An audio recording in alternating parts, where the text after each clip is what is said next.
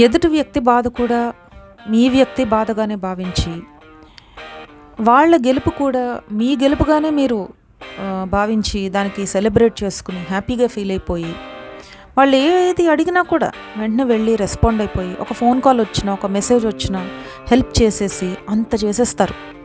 కానీ చివరికి nothing.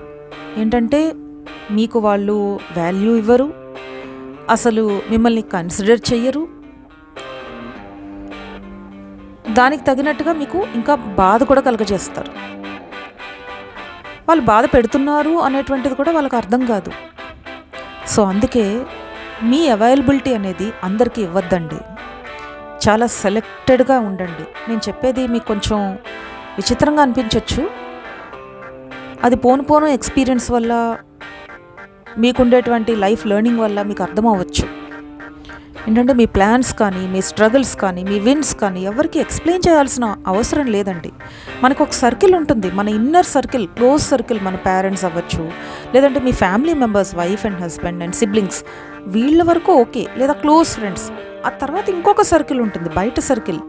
So నేను చెప్పేది ఏంటంటే, ఆ బయట సర్కిల్ వాళ్ళకి అంత అవైలబిలిటీలో ఉండి, అంత ఫ్రీగా వాళ్ళకి వెంటనే వెళ్ళి హెల్ప్ చేసేసి, ఏదో మీరు చాలా ఫ్రీగా ఉన్నట్టు, పని లేనట్టు అట్లా అయిపోతుంది. మీరు చేసే హెల్ప్ ఏంటంటే మీరు ఒక అభిమానంతో చేయొచ్చు.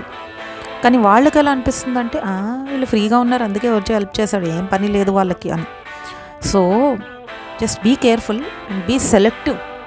మీ ఫ్రెండ్స్ అవ్వచ్చు, లేదా మీరు ఎవరితో పనిచేస్తున్నారు, ఎవరితో ఎక్కువసేపు మీరు ఉంటున్నారు, be selective about your group అండి.